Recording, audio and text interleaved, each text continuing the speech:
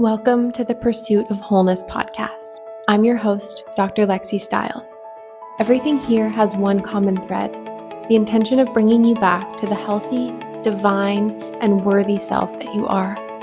We'll gather for conversations about Eastern medicine, holistic and preventative healthcare, the power of the subconscious mind, and to witness the authentic journeys of like-minded, inspirational humans. You're already whole exactly as you are. Let's help you remember that.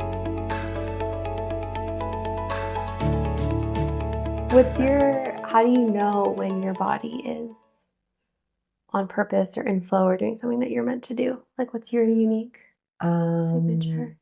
I usually just get like a surge of energy. Yeah.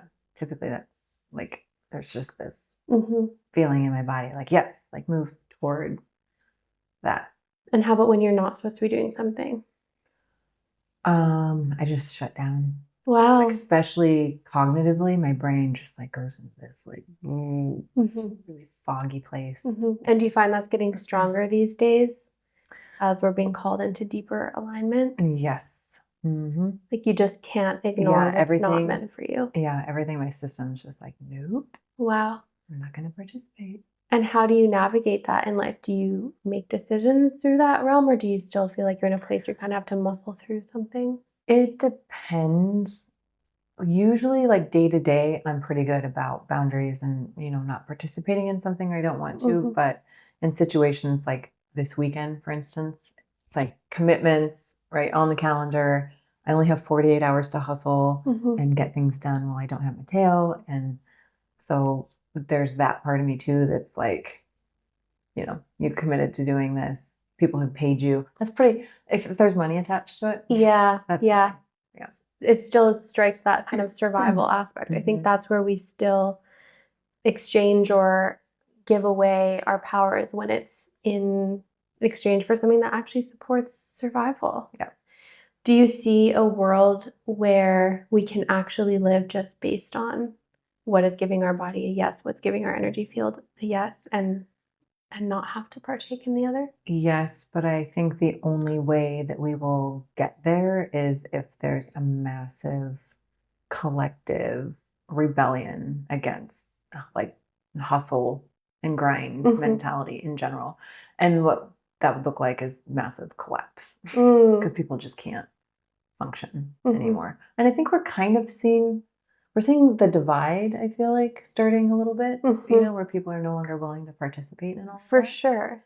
And I think more than anything, it's the people that are actually allowing themselves to live that way in more alignment with more spaciousness and more authenticity.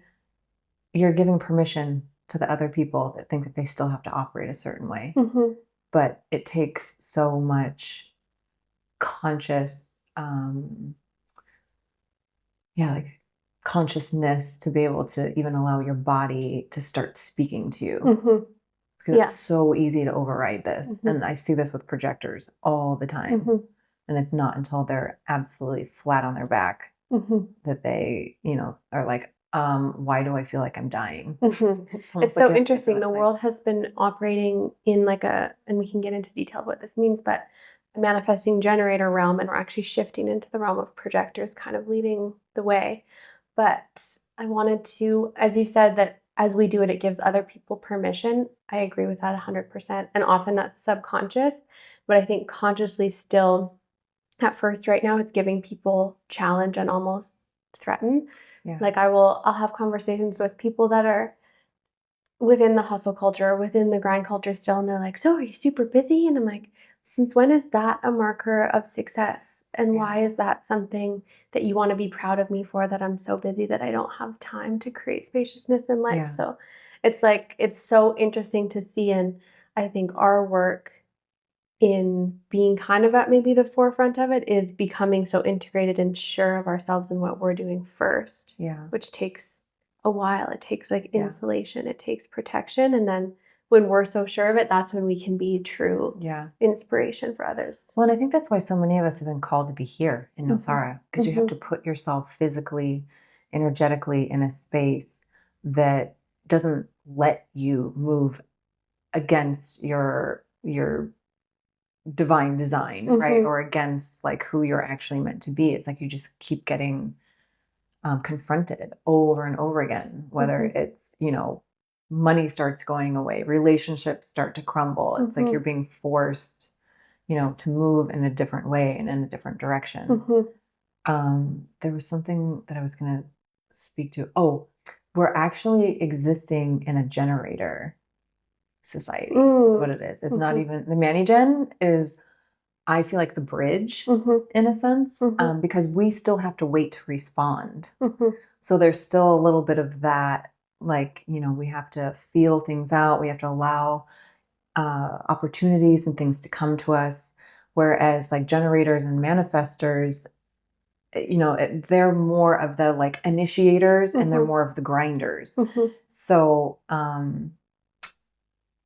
I would say we're actually living in a generator society. And that is one of the hardest ones to pump the brakes on. I mean, you think about it even just from a mechanical perspective, like you fuel up a generator and you plug it in and it just goes, right? And so I think that's the mentality that we've been in. And that, you know, if we're doing something one way and it's producing and it's creating quote unquote success, why would you deviate from it? Yeah, and the projectors are here to just disrupt all of that. And it's fascinating that I connect with more projectors that operate more like generators. Oh, it's insane. Like, how are you still standing? It's heartbreaking. It's insane. It's heartbreaking. Yeah, one of the closest people in my lives is a projector, and he works harder than anyone I have ever met, and still, like, deep, many years into his life, is still operating like 40, 50, 60-hour weeks. And they wonder why things aren't going with ease and with flow. And I'm like, because you're so living against. It must be so difficult. Like, where do you think people even start with, this is how I've lived my whole life, especially if you're in an older generation, like 30, 40, 50 years. I've been operating this way my whole life. Everyone around me operates in this way. How do I suddenly start to respect and respond to my innate and authentic energy? Well, I think the common theme that I have noticed is they just go through massive burnout. And it's only when their body starts shutting down and starts telling them like, hey, you can't operate this way, that they maybe start to seek out a different way of living. They start using, you know, different modalities.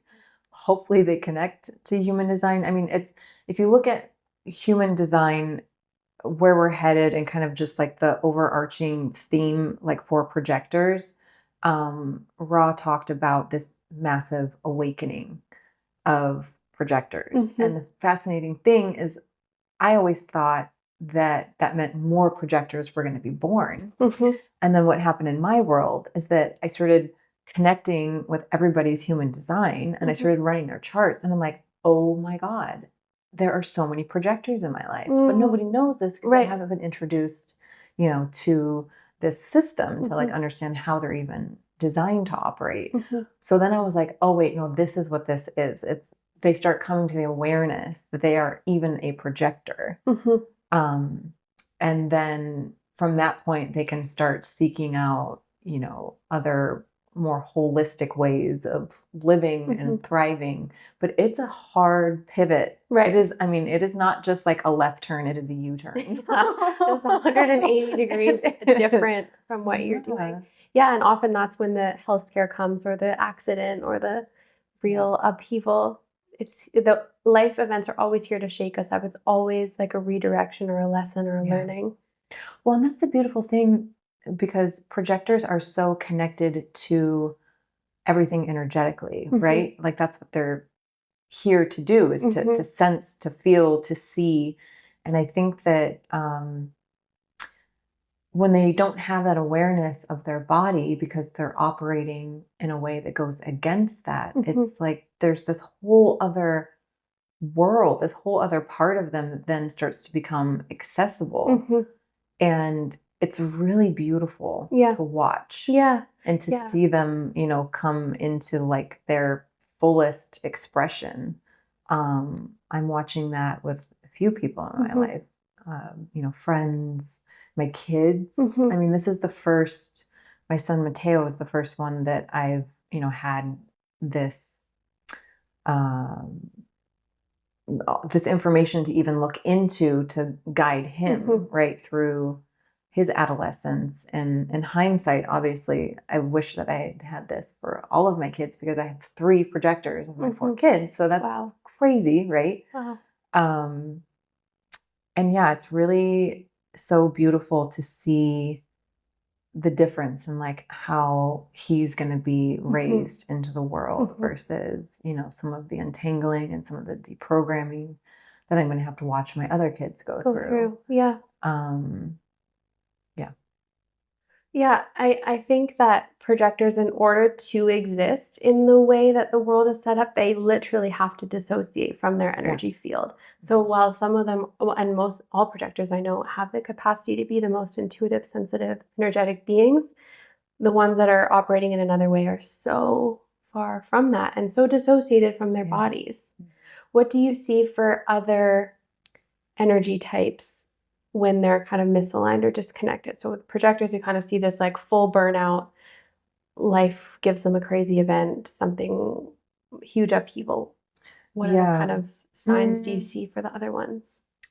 I think with the Manny Gens, there's so much self-doubt because, again, living in a generator-built society, it's like once you figure out how to do one thing and you do it well, you don't deviate from it. And that's not how Manny Gens are built, right? We're supposed to know how to pivot and pivot hard and make decisions on a whim and, follow your inspiration, follow your gut sensations and all of this. And so I think that self-doubt piece is really crippling, especially when they do actually find success in something and then they try to move away from it. People are like, what are you doing?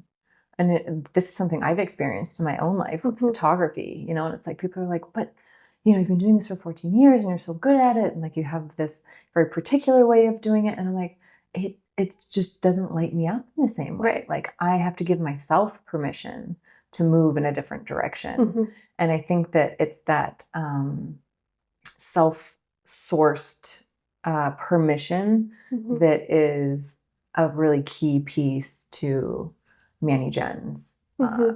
Needing to just kind of tune out the world and follow their, follow the little glimmers, follow their whimsy. And I would say with manifestors, I think with manifestors, it's just challenging to work with people. Wow. Because manifestors... And that's when they're in alignment or out of alignment? Like if they're out of alignment, what do we... I think... I don't really have as many manifestors in my life. And also, I just want to preface and say that, like, I'm not a Gene Keys reader. I'm not a human design reader. I'm not even an astrologist. But these are systems that I have tapped into because they are always confirmation of my intuition. Right. And that's how it all started. It was like just pure intuition. And then it was like I would, do a session with someone and then I would go back and I would look into their chart. And I was like, oh my gosh, this is echoing literally everything that came through, whether it was channeling, pulling cards. And then I was like, okay, this is fantastic because now I actually have systems to introduce people to. I have even homework that I can kind of give them so that then they can create their own journey. But as far as manifestors, they're the initiators. They're like the trailblazers. And it's a really challenging place to be if you're around people that are of a small mindset, right? Or scarcity mindset. And they're like, well, have you thought about this and that and all the reasons why it wouldn't work? And manifestors are just like, no. And that can be a challenging place to be when you feel like you want support, when you want to feel, validated in whatever decision it is that you're making. So they inherently have these pretty limitless mindsets. And then when they start to fall into a more limited mindset, that's when they're taking on too much. They're being inundated by outside, influences. And then generators being out of alignment. I feel like the lack of energy. Yeah. Just feeling. And that's a thing for Manny Gens too, when we feel uninspired or tired or lethargic. Yeah, manifestors too. Okay. Like they have a bit of that as well, yeah. But for generators, that's a really good question. My son Ford is a generator. It's interesting to think about like how this will all play out in his life, but that's a tough one. I don't know if I I don't think I have an experience. Like that's how I'm always trying to relate to these systems, is like through my experience with people. Mark is a generator, and I feel like when he's off, he just loses his spark so quickly. Everything just becomes a little bit dull. He becomes a little bit more isolated, or a little bit more like a protected version of himself. Because when you're around a generator that's in flow, they are just like electric. Like it's just like you can literally see the energy around them. So I feel like when they're living out of alignment or following something out of alignment, you just kind of feel that like dullness a bit more. Yeah. Reflectors. I don't know any reflectors, I don't think. I know one. There's one here, actually. Wow. He works at the cafe in Garza. Okay. Yeah. Wow. Yeah. He's such a chameleon.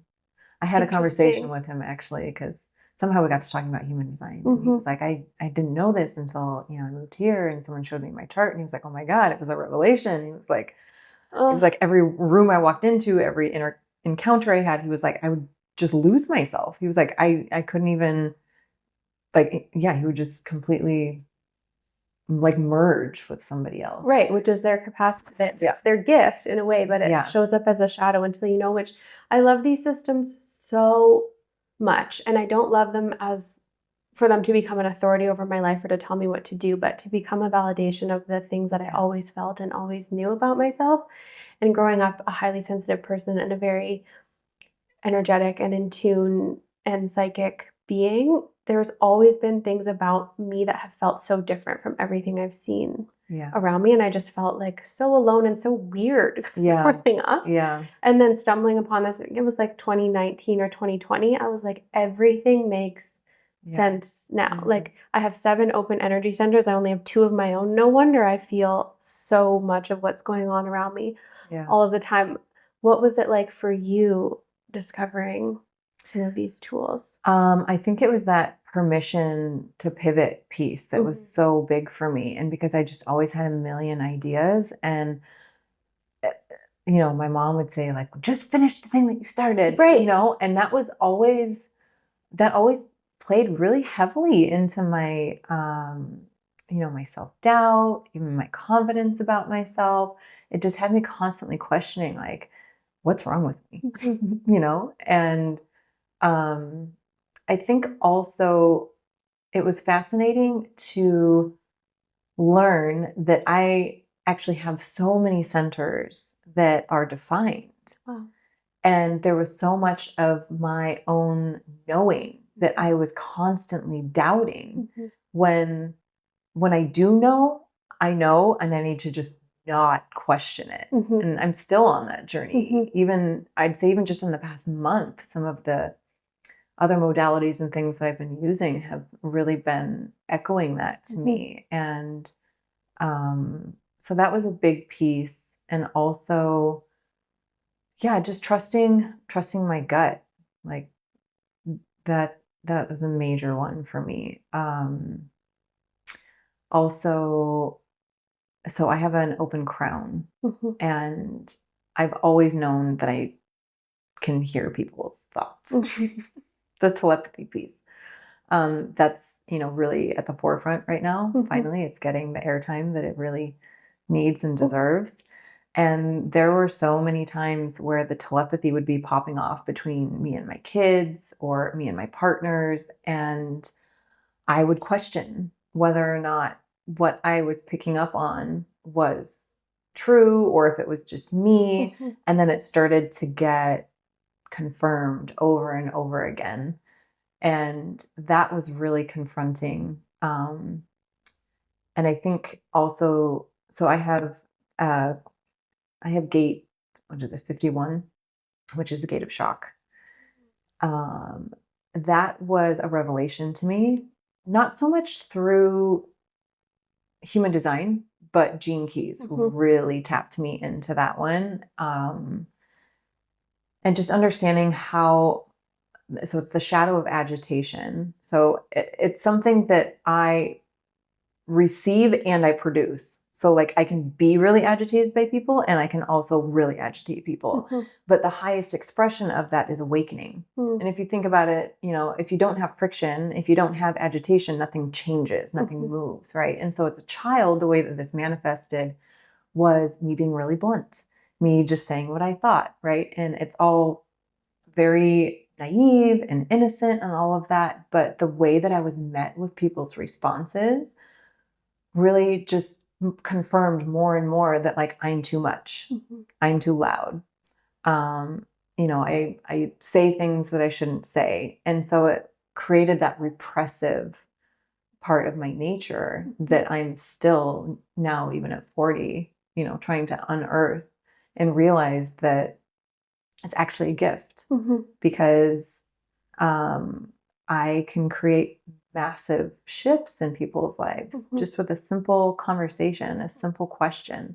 People will walk away and then they'll eventually come back and they'll be like, do you remember that conversation we had?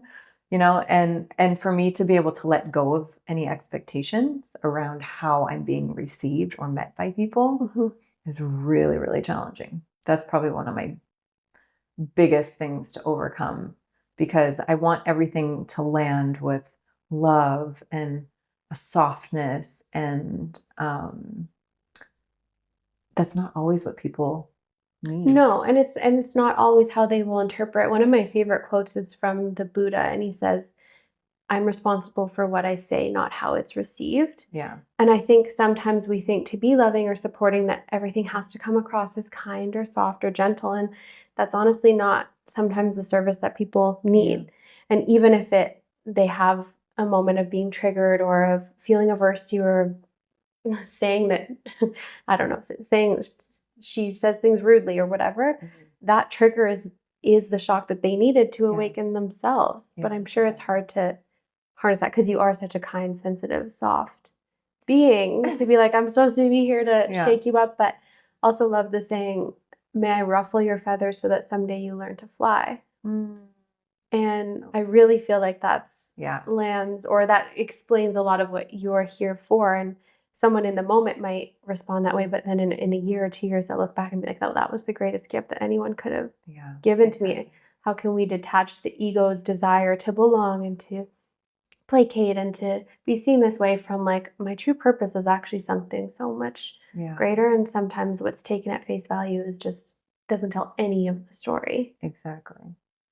Yeah. And the fascinating thing too that I've discovered through these systems is how they correspond to, you know, certain other diagnoses, whether it be like ADHD or autism spectrum disorders. And that gate of shock seems to be a common theme for those who express more of like an Asperger's type of, which isn't a part of the DNC5 anymore. It should be, in my opinion, it should still be there. But, you know, it's that bluntness that society doesn't like. No, right? But it's there's also honesty. There's so much honesty. And society doesn't like honesty either. Exactly. They like what's comfortable and what's easy and what makes everyone feel happy. And now that this revolution of like energy readers is coming up, we can feel the energy behind what's said. It doesn't matter what your words are. Exactly. It matters the energy behind it. What's one of my favorite things about people on the spectrum or neurodivergent people or people with Asperger's is feeling the authenticity and the honesty. I'm just like, that is so refreshing. It really is. It's so nice. Yeah. This is something that is very present in my oldest son's life. He presents very, very like Asperger's qualities. And people would say to me all the time that either they absolutely are obsessed and they love him because they get in his presence and he just starts revealing so much truth, right? But those who can't be in the presence of that because it causes, you know, some sense of feeling of inadequacy or whatever, or even just like a lot of times people with Asperger's, they don't know about like personal space. This is also very common with projectors. And this is where all of these things start to kind of cross over, is that autistic people, a lot of them aren't even aware that they have a body. So they're like in close contact with people because they're they don't understand like, oh, there should be space here. It's like, Mhm. I am you, you are me kind of an experience, right? And so even to have my son get into people's presence, his aura alone, like causes, a stir. Mhm. And some people can't stand to be around that. Right. It's confronting. It's so confronting. And it's interesting. I think that people pleasing and narcissism are like two sides Mhm. of the same coin.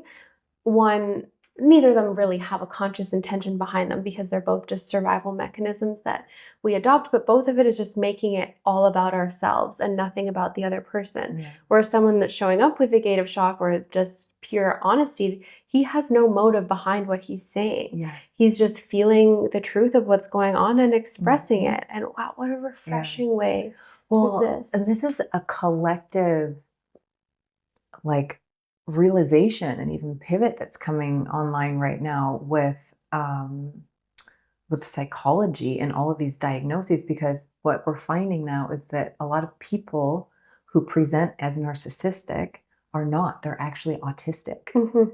And it's fascinating when you start to like look at the crossovers, but like you're saying, the how it's presenting looks the same, but the motivation is different. Right. Narcissism is about control, Mhm. right? Whereas the autistic piece is how would I explain it? The autistic piece is that it's just more self-preservation, Right. usually. Yeah. Yeah. And I mean, people pleasing, it's also about control because you're trying to control the outcome of what somebody thinks of you. Yeah. And in both cases, you're trying to achieve a sense of safety. But at any time you're trying to achieve a sense of safety, it's denying that safety actually just exists. Exactly. It's just naturally there. Yeah. So you have developed would you call it a program, a system, a body of thought, a school, the Stewards of the Future? Yeah. So Stewards has really been, if I think about it now, present day, it's been a lifelong journey. Yeah. It's really honoring the child version of myself that needed so much and didn't get what she wanted, or what she needed rather. And then my 20-year journey of motherhood, I have, children from 20 to almost 2. So I've been in this like really long season of motherhood. And this is my 6th line in human design, right? Like all the trial and the error is culminating now into this body of work that feels like legacy more than anything. And it's this understanding that children are born with their own dharma, it's their own path, their own unique design. And the more that we honor that, the more that they can express their authority and their authenticity without having to go through all of this healing and untangling. I mean, there's always going to be a natural part of that, but to be able to raise children who trust their gut, trust their instincts, you honor them as like whole beings versus I'm going to make you into a better version of me, basically, which I think has been a big program that's been running for a long time, with our parents and our parents' parents. And it's been more about groupthink, whereas now we're moving into the age of individuation.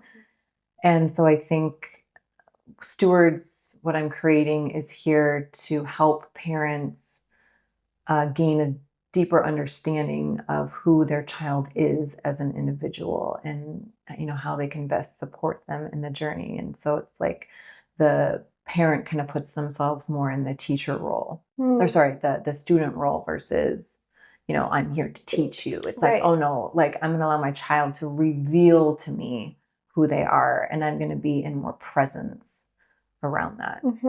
There's truly no greater act of love than trying to understand.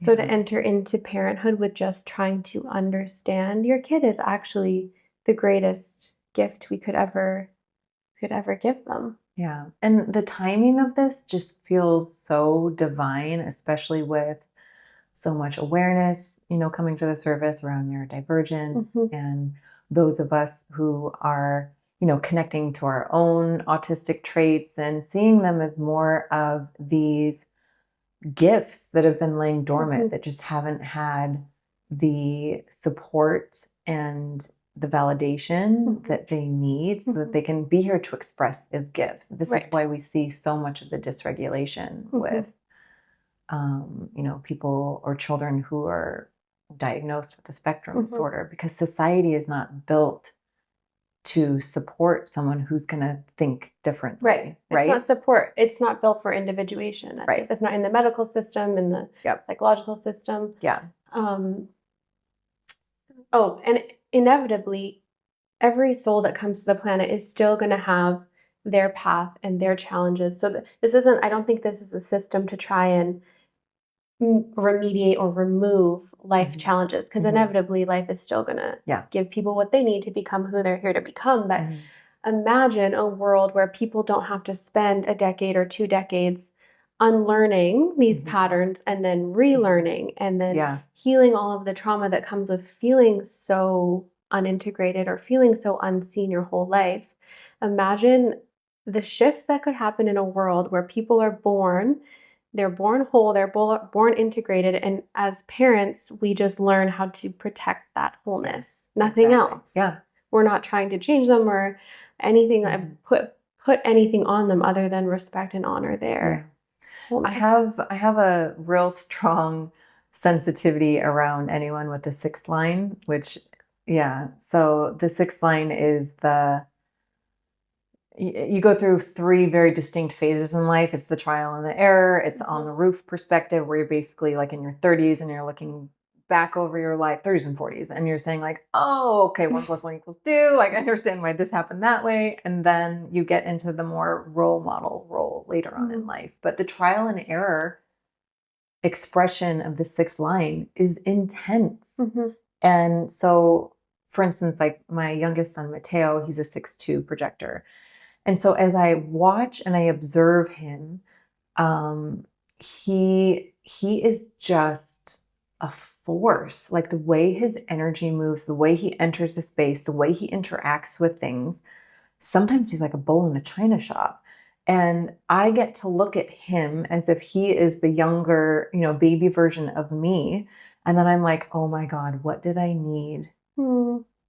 Is this version of me who was constantly messing something up, right? And it's this reassurance of it's okay.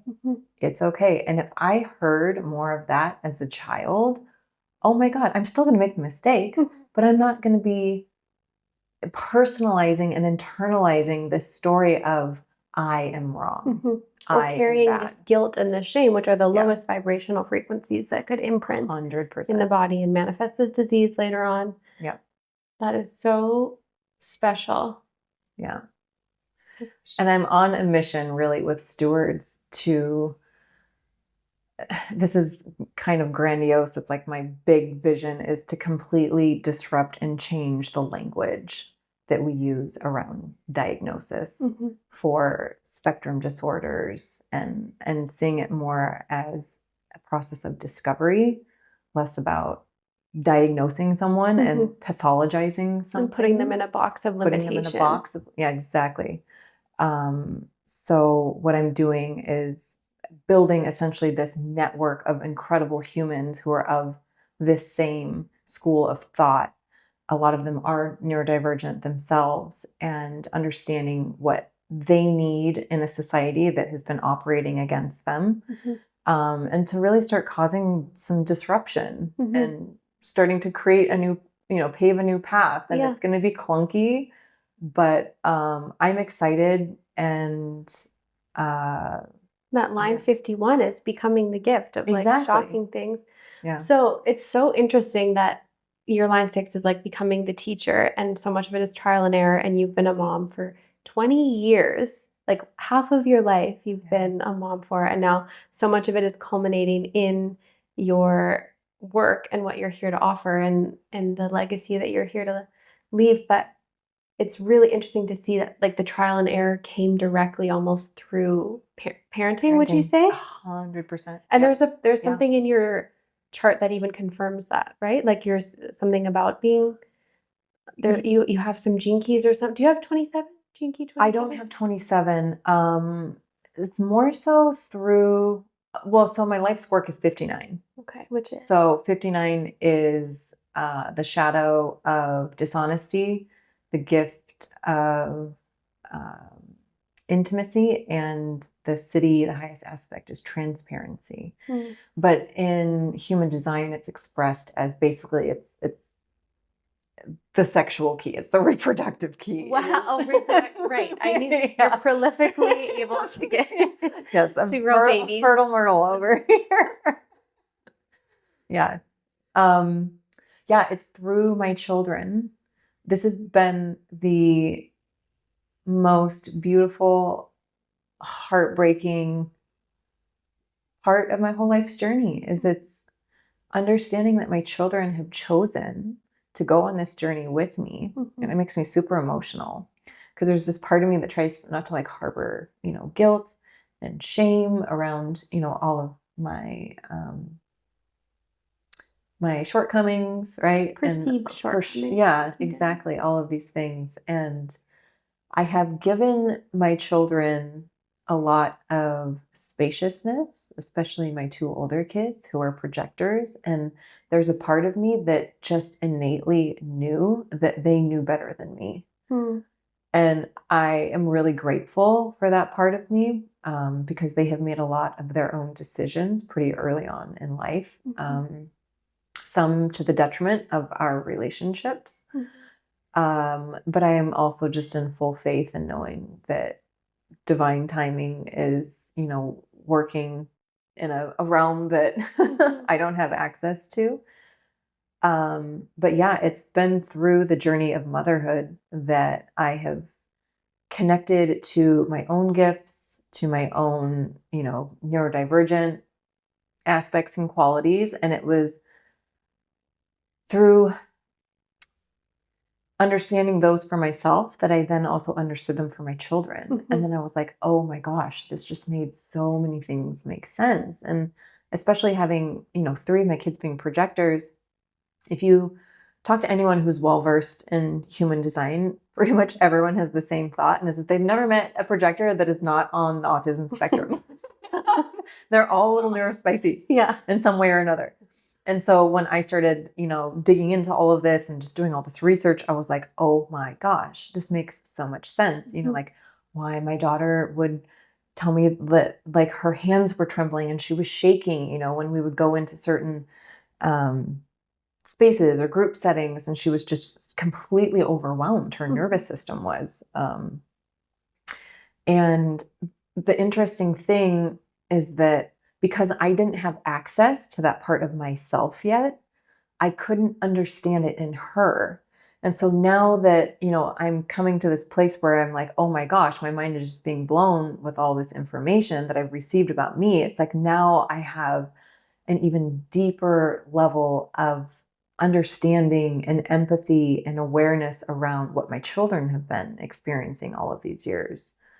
So that's been really profound and a really important part of the journey. And I'm actually really excited to be a grandma. It's so weird to say that at 40. Not that soon. Not anytime soon. Pariah, if you're listening to this.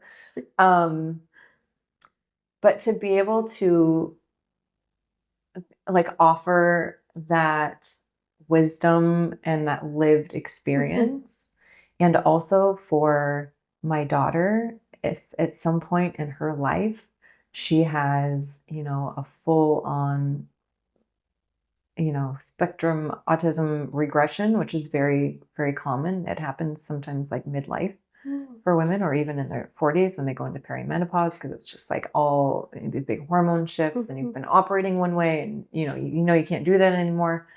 As a projector, like I feel like because I have gone through such an interesting and very unconventional journey of motherhood, of like not always having my children with me, in a sense, it's like I'm going to have so much capacity and so much understanding if she ever enters that part of life, especially as a mother, and all the ways that I will just scoop her up or scoop up her children and give her the space to just be like, please take care of yourself.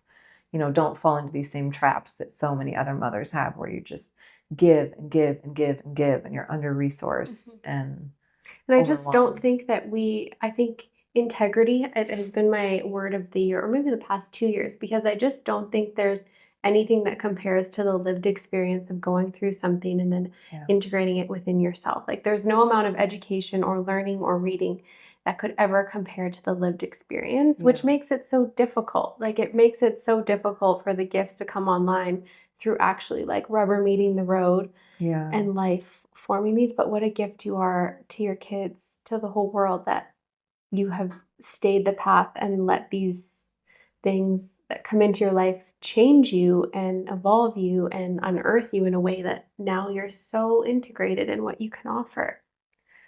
It has made everything make sense and made it feel like it's not in vain. Hmm.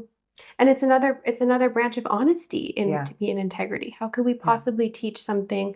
How could we possibly I'd be a beacon for it if we are not living Living it it. within Exactly. ourselves. That's the fascinating thing about my 59th key. You know, if you're looking through the gene keys, the shadow of dishonesty, that one I had a really, really hard time with when I was first introduced to the gene keys, because I was like, I'm not a dishonest person. Mhm. My dad used to say, like, Shawna could never tell a lie, right? But what I came to realize is that I was being so dishonest with myself Right. constantly, whether it was gaslighting what I felt and what I knew, um, or just, knowing that there was some part of myself that wanted to be expressed and I was just constantly denying it. Mhm. That's being dishonest Yeah. with, what my body is trying to express. And that manifested in, you know, endometriosis, tons of gut issues, just my poor body has gone throughthe Right. ringer with that. And I'm still trying to recover from it. And it's all within that space of your sacral center, which is the guiding light for a For Manny me, Gen. yeah. And when you deny it or you're dishonest about what it's telling you to do, it's going to stagnate. It's going to hold on to things. It's going to internalize. Yeah, exactly. So as a parent, what would you say is the balance between having these systems and like, because I could basically, like, I'm having a baby in 4 months, I could look up my baby's chart right after it's born, right? Because you Right. need the timing. So what would be the balance between me looking at its chart and knowing all of these things and then projecting these things onto it versus knowing these things but just letting them be like a container where observation of the kid and the baby is still the driving force of how they're raised? I think observation is the key word. Mm-hmm. We need to constantly be the observer, because as soon as we stop doing that, then we're just operating from a place of ego. And I see these systems as more of a guidepost, Mm-hmm. or like, someone walking beside you with a lantern versus someone walking ahead of you. So it's like you still have, to make your own decisions. You still have to leave room for your child to express themselves in ways that you can't even conceive. That's the thing, is I think it's just knowing that you don't know. Right. Even if you have a chart in Even front if of you have a don't chart, you know. just don't know. Or how it will express uniquely for them. Exactly. Yeah, because there could be like an overarching theme, Mm-hmm. but how that plays out in the intricacies is so unique to the individual. Right. Just because they have the shadow of dishonesty doesn't mean they're going to be little liars and sneaks. Exactly. Yeah, or that lying might not look like some grandiose, story that they come up with. It could just be them saying yes when they mean to say no. Right. And those are like, I know that makes my heart break. I'm going to start crying. Yeah, exactly. So observation being. Observation is the biggest. And when you're the observer, you're creating space. Mm-hmm. And that spaciousness is where the magic actually unfolds. And the more I've done that, especially with Mateo, my mind is constantly blown with him. And especially as a mom of a projector, because he's not going to see anything the way that I'm seeing it. Mm-hmm. He's bringing me a whole new perspective. And if I'm not in the observer mode, Mm-hmm. I'm going to miss it. Mm-hmm. And he's constantly just trying to reveal things to me. Mm-hmm. Yeah, I would say that's probably the biggest thing. And these systems are so limited too in so many ways. And so I try not to use them as, the end all be all, Right. but like I said, more of like a guidepost. Yeah, they're not a crutch ever. Yeah, human design, like I like to use each of these systems in a way like, the human design really helps to gain awareness around the body. Mm-hmm. how it operates, what is the most ideal environment. That's a big one for kids. Like their environment, their authority. And then the gene keys for me speaks more to the emotional aspect of the child, like with more specificity. Like if I had to categorize, for me, and this is just my own interpretation, what I've come up with is that human design feels more masculine because it's literally a graph, a map, right, of the body to help us understand. And then the gene keys is the deeper, more felt, more of like a feminine expression of It's the aura. The inner workings of Absolutely. And if you even think about the names of it, it's like the gene versus the human. Exactly. Like the gene informs the human. So yeah, I think just using them more as like a starting point is really, really awesome. And trying not to get, caught up and turn yourself or your child into a robot. Right. Or Yeah. finding out their environment and being like, well, we have to be in this environment all the time, or their eating style. But it's funny, I use human design with my patients, and I have a few patients who I work with the mom about the kid, but not necessarily with the kid, and we'll dive into their human design, and they're like, you literally know my kid better than I know my kid. So it can be so empowering. And that kind of switch, especially for someone that's not really in the realm of spirituality or any of this like woo-woo stuff that we're so immersed and in love with, I think it can be these like little tiny unlocks that can truly be such a cascade of effects through. So do you do readings for parents, like about if they wanted to do a reading about their kids? That's come up kind of organically, and I love it. It's usually the parent comes to me, and then sometimes, they'll bring up a child and maybe they're having, some challenges or something. And I look into their chart, and then I start sharing with them these little insights. And usually their mind is blown because they're like, oh my gosh, like this is how they are. And this is how our dynamic is together.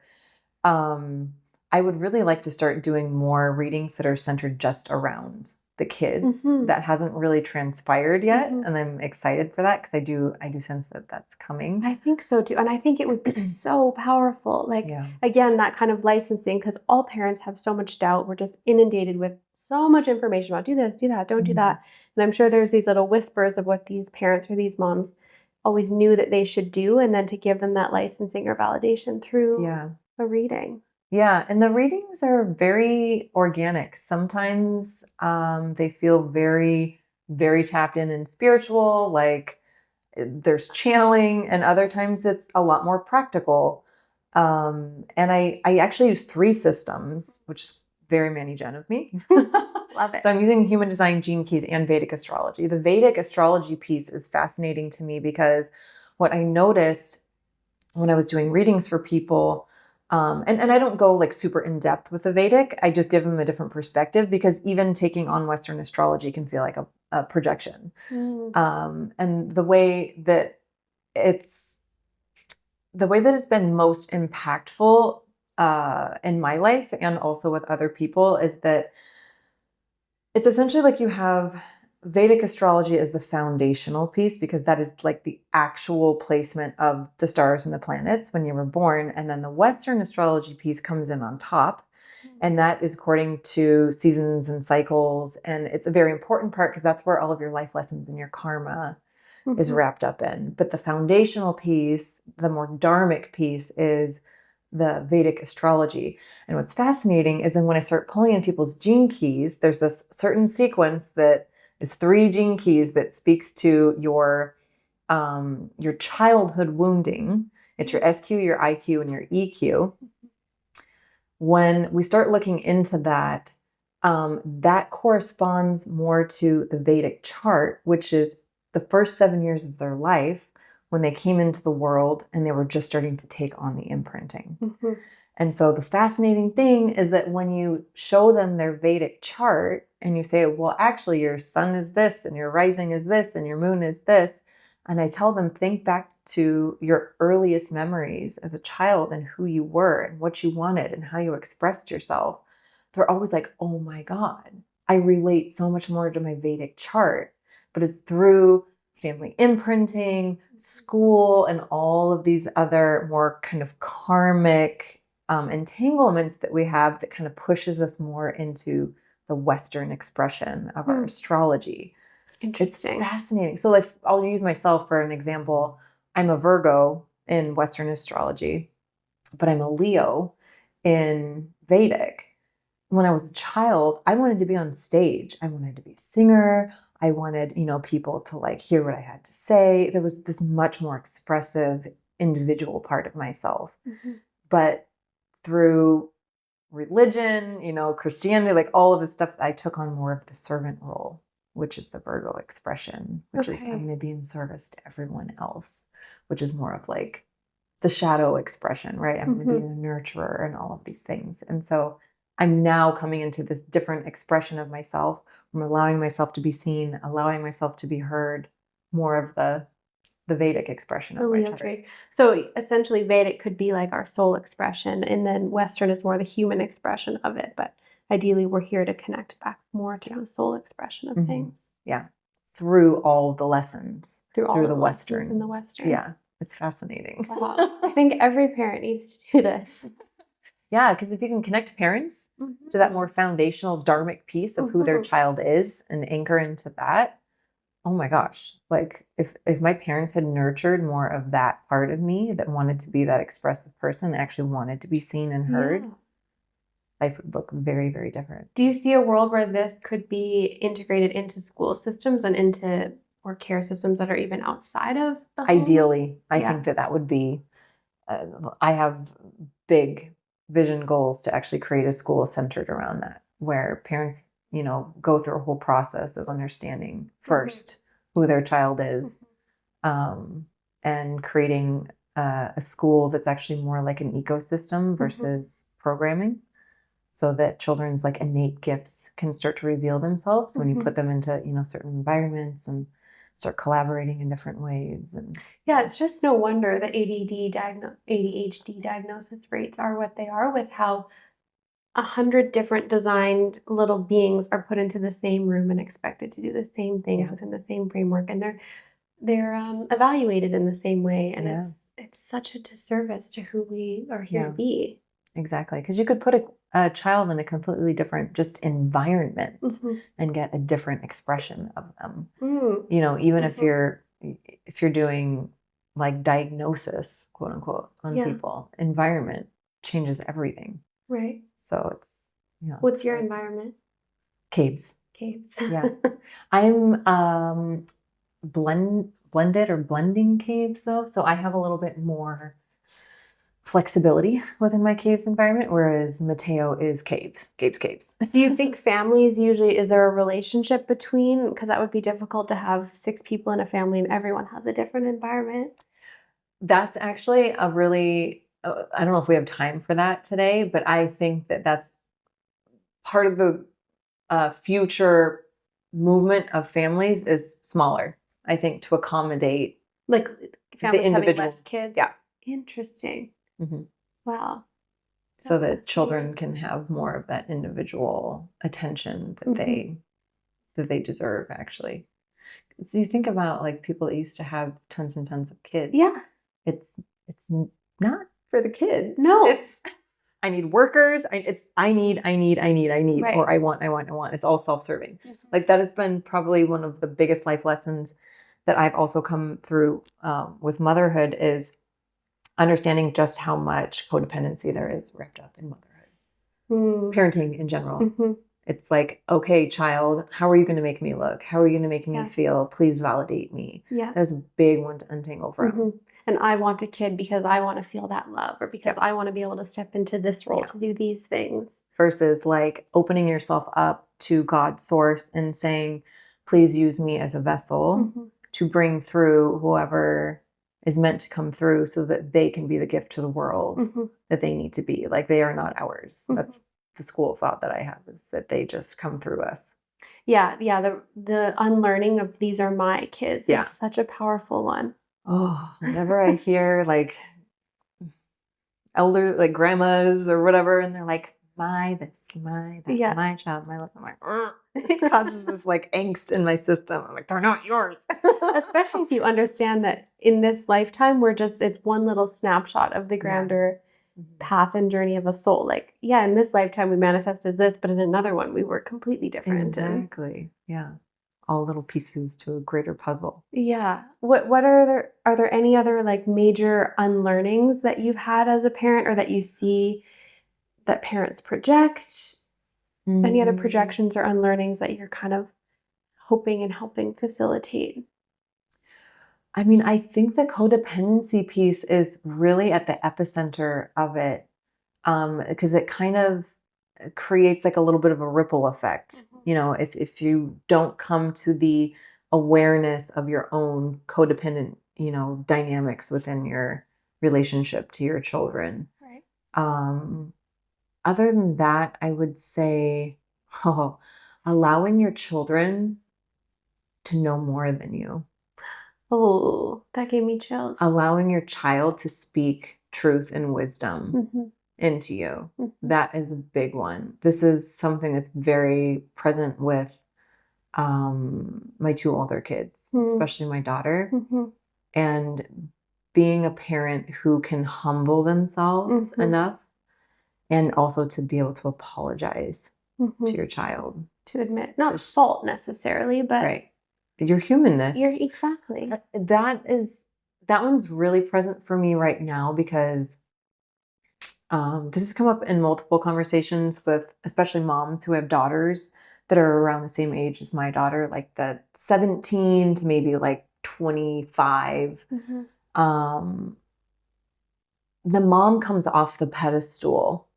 And a lot of times what happens is, the daughter doesn't want to, have a relationship with her mom. Like this is something that's present in my life right now, where my daughter and I are just like in this really kind of conflicting space.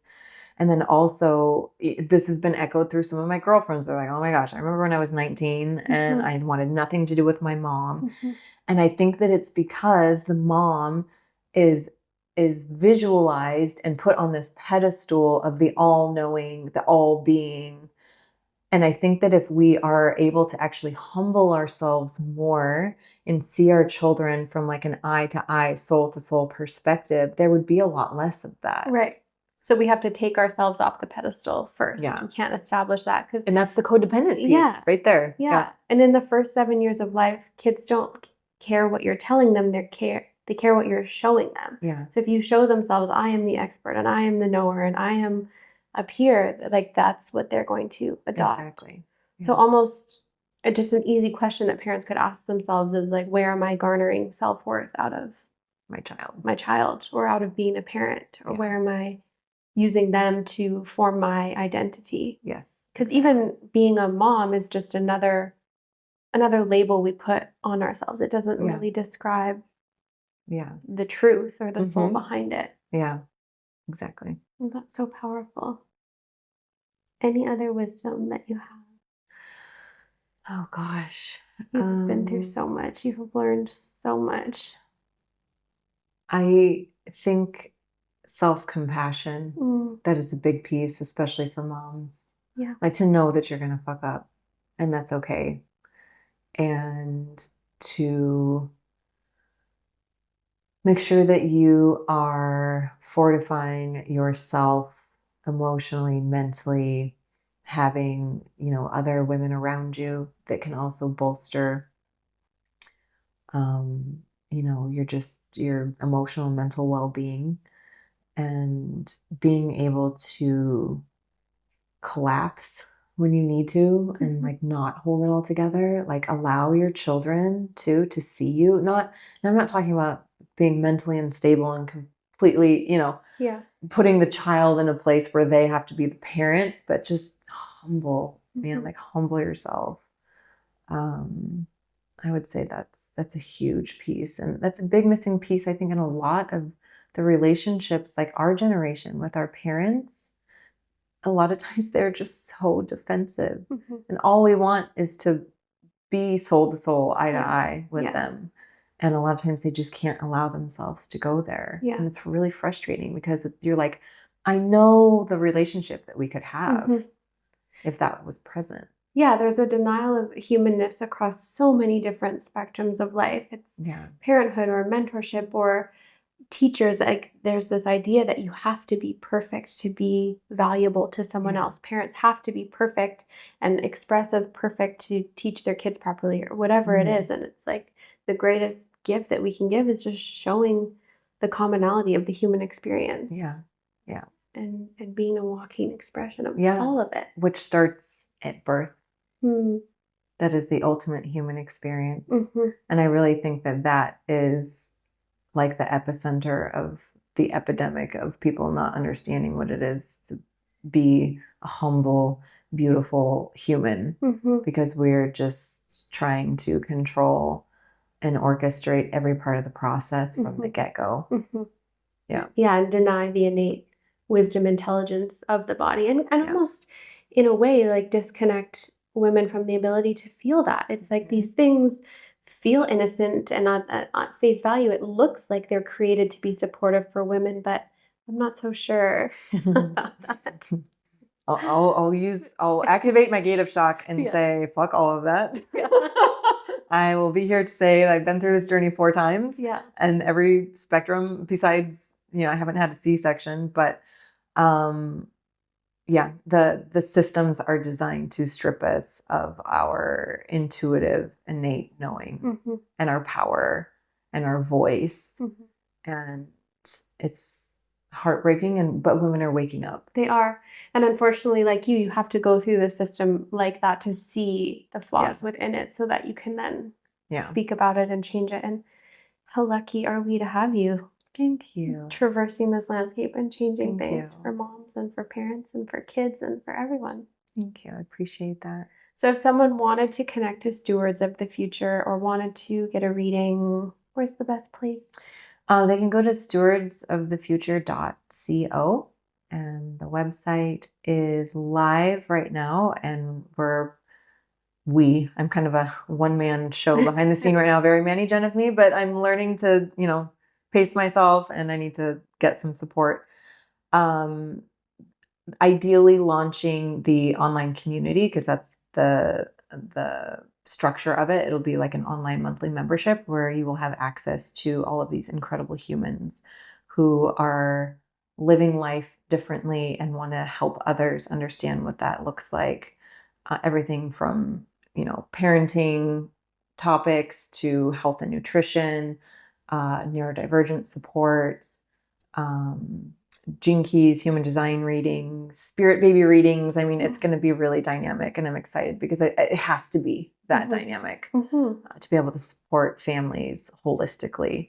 So parents could essentially, they will be able to maybe have a membership, and then they're just constant learning. Yep. They have access to a monthly reoccurring calendar of events that are just across the gamut of really interesting things and brilliant minds. I'm really excited with the people that I'm connecting to. And there's a really heavy emphasis around neurodivergence, because I think that is a key piece right now to helping everyone to tap into, more of that individual expression of who they are. And let's give that as much space as we can possibly. That's all I preach is bio-individuality. Yeah, exactly. I think it is the way of the future. There's no doubt about it, but it's the way back to health and vitality and happiness and joy and ease and everything. Yeah.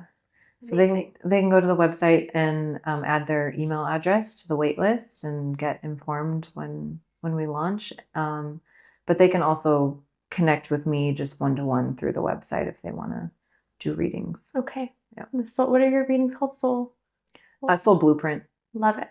Yeah. Amazing. Yeah. Okay. Well, thank you so, so much. You're welcome. I love you. I love you. This was amazing. We'll have to do it again. Yeah. Awesome.